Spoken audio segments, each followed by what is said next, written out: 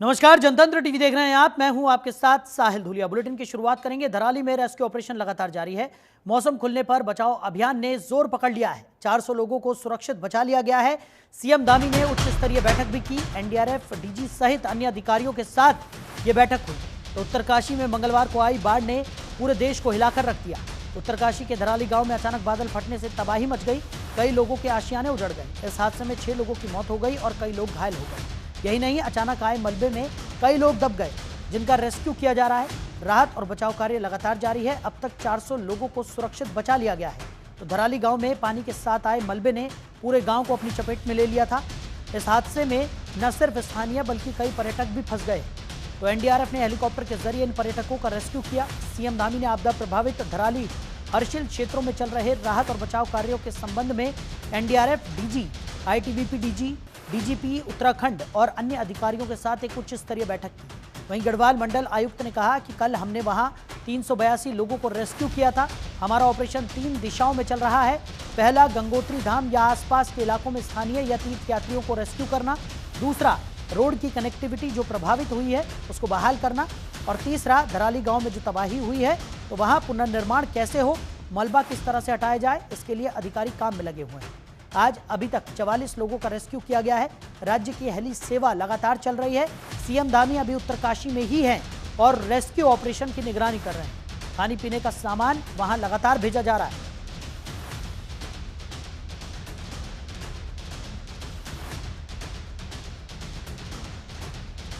तो धराली में आई आपदा के बाद से लगातार रेस्क्यू ऑपरेशन चलाया जा रहा है।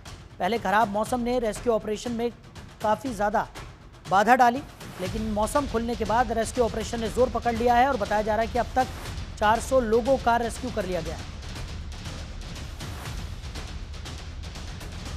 ये कल हम लोगों ने करीब 382 लोगों को वहां से इवैक्यूएट किया था। और जैसा पहले ही आपको लोगों को बताया जा चुका है कि हमारा ये पूरा ऑपरेशन 3 दिशाओं में चल रहा है। एक तो जो लोग वहां पर गंगोत्री धाम में आसपास के इलाकों में स्थानीय या बाहरी प्रदेशों से आए हुए तीर्थयात्री हैं, उनको इवैक्यूएट करना। दूसरा, रोड की हमारी जो कनेक्टिविटी है जो बुरी तरह से प्रभावित हुई है उसको रिस्टोर करना। और साथ ही साथ तीसरा जो हमारा दिशा है ऑपरेशन की वो है कि जो धराली गांव में तबाही हुई है तो वहां रिकंस्ट्रक्शन किस प्रकार से हो, वहां मलबा किस तरह से हटाया जाए, अगर कुछ लोग मिसिंग हैं तो उनकी खोज, और साथ ही साथ सरकारी या प्राइवेट परिसंपत्तियों का जो नुकसान हुआ है उसकी लिस्टिंग। तो सभी के लिए डेडिकेटेड सीनियर ऑफिसर्स लगे हुए हैं। आज मॉर्निंग से हमारा आज तीसरा दिन है, ये 8 अगस्त, और अभी तक हमारा करीब 44 लोगों को वहां से इवैक्यूएट किया गया है। हमारे स्टेट की हेली सर्विसेज लगातार चल रही हैं। जो हमारे चिनूक और एमआई थे वो कुछ उनके उड़ने लायक मौसम अभी नहीं है, तो वो अभी स्टैंड बाई में हैं। जैसे ही थोड़ा वेदर ठीक होता है और जैसे वो इन्वॉल्व होंगे तो हमारे इस रेस्क्यू ऑपरेशन में और भी गति आएगी। तो खबर पर ज्यादा जानकारी के साथ हमारे सहयोगी हरीश खनेड़ा हमारे साथ जुड़ गए। हरीश, क्या स्थिति इस वक्त बताई जा रही है? धराली में लगातार रेस्क्यू ऑपरेशन चल रहा है। सेना, आईटीबीपी, एसडीआरएफ, एनडीआरएफ की टीमें लगातार राहत बचाव कार्यों में जुटी हुई है और बताया जा रहा है कि अब तक 400 लोगों का सुरक्षित रेस्क्यू कर लिया गया है और अभी भी ये रेस्क्यू अभियान जारी है। देखिए शायद जिस तरह से जो आपदा है हालांकि जो स्थिति की अगर बात करें तो अभी भी स्थिति शायद नाजुक बनी हुई है। लगातार रेस्क्यू ऑपरेशन किया जा रहा है। 3 दिशाओं से रेस्क्यू है जो किया जा रहा है, चाहे वो गंगोत्री धाम की तरफ से हो, इधर हर्षिल क्षेत्र में हो, और साथ ही साथ जो धराली गांव है वहां पर भी रेस्क्यू किया जा रहा है, क्योंकि अभी बहुत सारे लोग लापता हैं। उनकी खोज लगातार जारी है। सेना की यहाँ पर मदद ली जा रही है।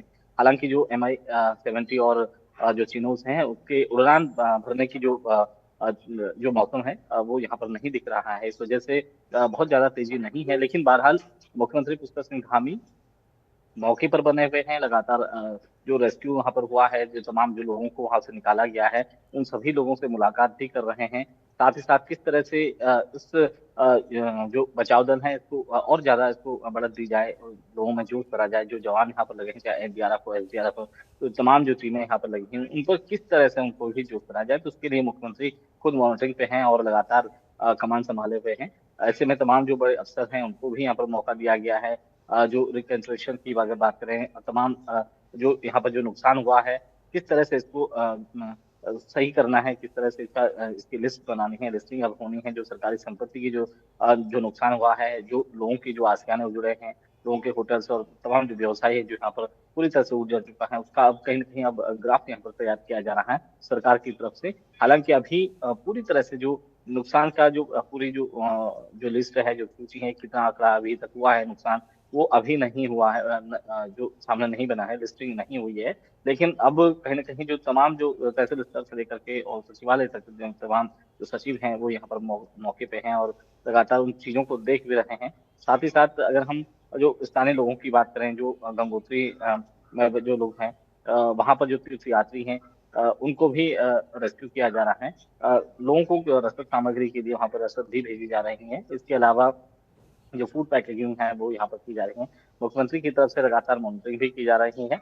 इसके अलावा आज तक की अगर बात करें तो 400 के आसपास जो लोग हैं उनको रेस्क्यू किया गया है। इसमें अभी आज सुबह से ही जब से रेस्क्यू शुरू हुआ है, लगभग 40 लोगों को अभी तक सुरक्षित निकाला गया है। लोगों को यहाँ देहरादून और एम्स अस्पताल भी भेजा जा रहा है। जो इंजर्ड हैं, जो जख्मी लोग हैं, जो घायल हैं, उनको उपचार यहाँ पर किया जा रहा है। मातली बिल्कुल। में और लाया हरीश, जा अगर रहा है, बात की जाए, वहाँ पर क्योंकि शुरुआती दौर में जब राहत बचाव कार्य शुरू किया गया था तो काफ़ी अड़चनें सामने आ रही थी।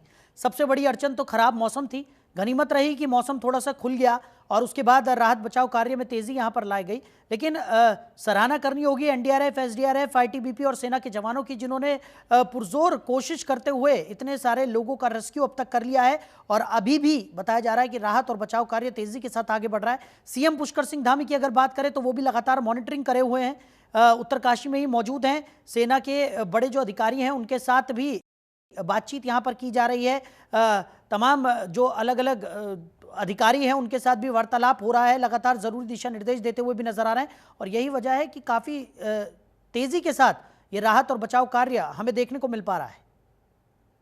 देखिए साहिल, वाकई में एक सराहना है। और जिस तरह से जो तमाम जो सेना के जो जवान हैं, एनडीआरएफ, हम्म। एसडीआरएफ के जो जवान हैं, दिन रात मेहनत यहाँ पर कर रहे हैं, तो ये माना जा सकता है कि एक तरफ से अगर उन्हें देवदूत कहा जाए तो काम नहीं है। निश्चित तौर पर तमाम जगहों से जो लोग हैं, जो जिनको मदद की गुहार है, वहां तक एसडीआरएफ की टीम पहुंच रही है, एनडीआरएफ टीम पहुंच रही है। अपने कंधे पर लाद के जो रसद सामग्री है वो पैदल मार्गों से लोगों तक, लोग गाँवों तक पहुंचाया जा रहा है, तो वाकई में सराहनीय है। और जैसे मैंने जैसे ये कह सकते हैं कि देवभूमि उत्तराखंड की तरफ से लूट इन दिनों के लिए बनता है, क्योंकि जिस तरह से आ है और जैसे कि आपने बताया कि कहीं न कहीं जो आज की अगर बात करें और कल की अगर बात की जाए तो 2 दिन थोड़ा मौसम में राहत ज़रूरी है, जिस वजह से जो यहाँ पर जो आपदा थी और उसमें जो तमाम जो लोग फंसे हुए थे, उन लोगों को कहीं न कहीं रेस्क्यू करने में एक बड़ी मदद यहाँ पर मिली है। और निश्चित तौर पर जो तमाम जो लोग अभी भी जो फंसे हुए हैं, उनको भी आज निकाला जाएगा। तो ये संभावना है कि बहुत जल्द जो रेस्क्यू है वो खत्म हो जाएगा। हालाँकि हालातों को सँभलने में अभी काफ़ी वक़्त लगने वाला है, लेकिन बहरहाल मुख्यमंत्री लगातार यहाँ पर मौजूद हैं, लगातार लोगों से मुलाकात कर बिल्कुल। रहे हैं, हरीश, सेना एक के आखिरी अफसरों से सवाल बातचीत हो आपसे, रही है। क्योंकि जैसा कि आपने जिक्र किया, मौसम विभाग की तरफ से लगातार चेतावनी जारी की जा रही है, तेज बारिश को लेकर कई जगहों के लिए अभी भी अलर्ट घोषित किया हुआ है और ऐसे में आपदा का जो खतरा उत्तराखंड पर है वो अभी भी मंडरा रहा है। ऐसे में बेहद महत्वपूर्ण हो जाता है कि तमाम तैयारियां यहां पर की जाएं, क्योंकि हमने देखा कि धराली में किस तरीके से, क्योंकि आपदा पर किसी का बस नहीं है, लेकिन उसके बाद जो तमाम व्यापक कदम उठाने चाहिए वो लगातार यहां पर सरकार की तरफ से, प्रशासन की तरफ से उठाए जा रहे हैं और कोशिश यही है कि आने वाले समय में भी जो बहुत ज़्यादा संवेदनशील इलाके हैं वहां पर स्थितियों को नियंत्रण में रखा जा सके। उसके लिए गाइडलाइंस भी यहाँ पर जारी की गई थी। अभी क्या स्थिति बताई जा रही है, किस तरीके की गाइडलाइंस यहाँ पर जारी की गई है और मौसम विभाग की तरफ से क्या किसी तरह की राहत की जो आशंका है वो जताई गई है?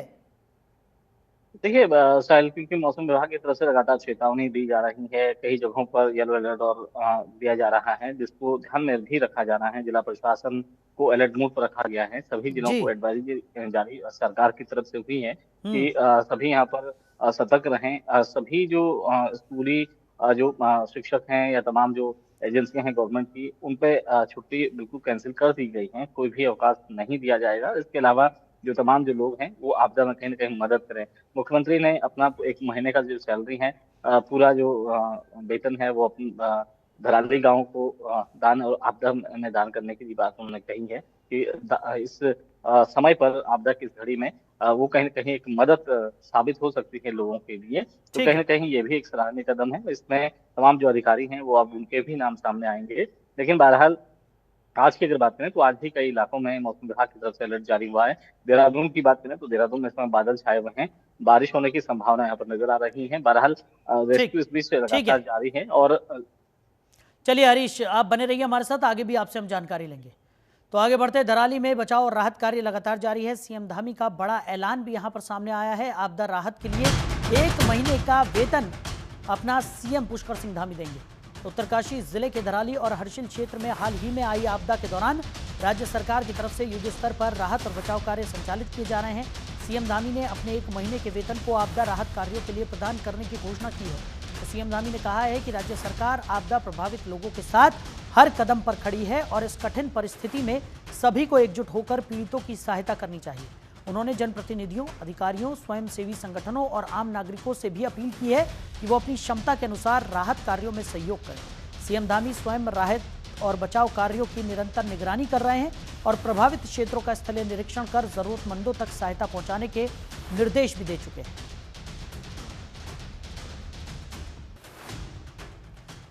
खबर पर ज्यादा जानकारी के साथ हमारे सहयोगी हरीश कनेडा लगातार हमारे साथ बने हुए हैं। हरीश, सीएम पुष्कर सिंह धामी ने भी आपदा प्रभावितों के लिए बड़ा ऐलान किया है। उन्होंने अपने 1 महीने का वेतन देने की घोषणा यहां पर कर दी है और लगातार हम देख रहे हैं कि राज्य सरकार और केंद्र सरकार की तरफ से भी हर संभव मदद यहां पर पहुंचाई जा रही है।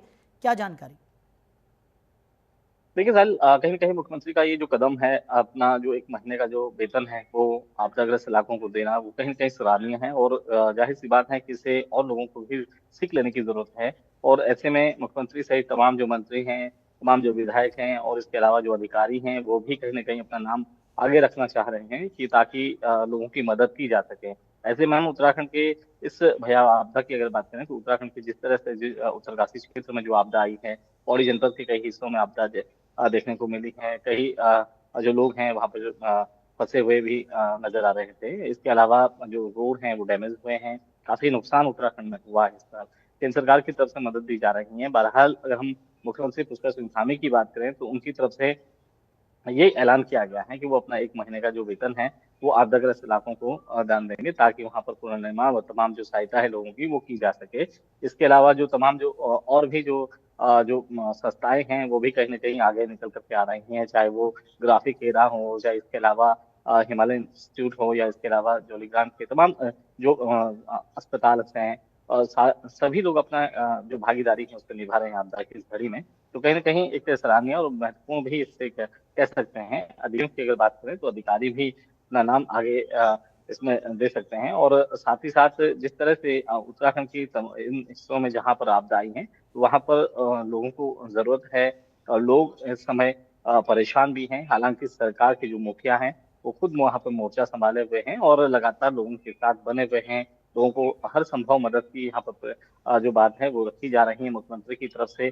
जो राहत कैंप यहाँ पर बनाए गए हैं, उनमें मुख्यमंत्री लोगों के हालचाल जानने के लिए पहुँच रहे हैं। साथ ही साथ जो अस्पताल यहाँ पर जो वैकल्पिक अस्पताल खोले गए हैं, उन अस्पतालों में भी मुख्यमंत्री पहुँचे हुए हैं। लगातार उनसे भी जो लोग घायल हैं, जिनको उपचार की ज़रूरत है, उनसे मुलाकात कर रहे हैं। लगातार रेस्क्यू अभी भी आज भी जारी है और अभी तक की अगर बात करें तो 40 लोगों को सुरक्षित निकाला गया है। हालाँकि ये जो आंकड़ा है वो धीरे-धीरे और बढ़ेगा और शाम तक काफ़ी लोगों को रेस्क्यू किया जाएगा, जो अलग-अलग क्षेत्रों में फँसे हुए हैं। जी।